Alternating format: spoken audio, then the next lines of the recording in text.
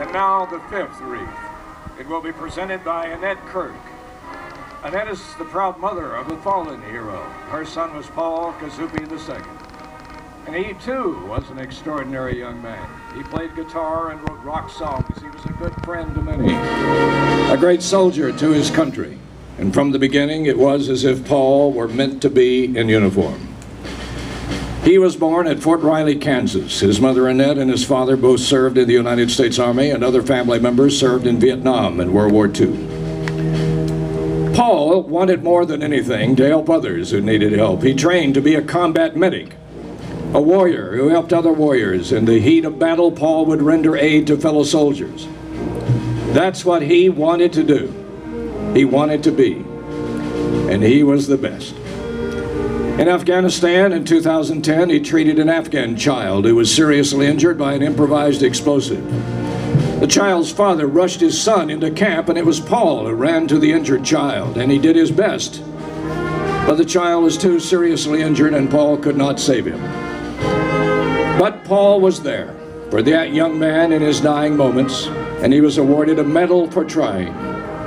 He won the admiration of fellow soldiers who recognized his compassion and dedication to help the injured, and they called him Care Bear.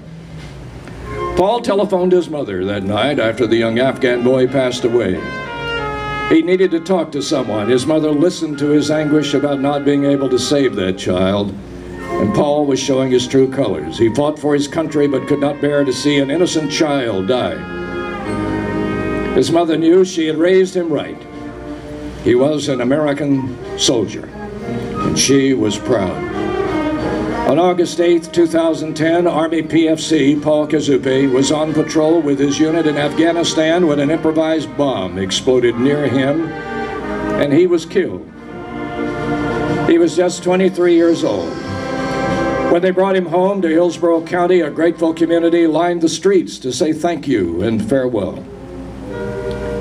His mother, Annette, will now place a wreath on the beam to honor the 4,900 members of the United States Armed Forces who paid the ultimate price for standing up for America. And I would like to ask the families of fallen heroes from Hillsborough County who are in the audience this afternoon, would you please stand? Well, everybody's on their feet now, as you should be, as we honor America's sons and daughters.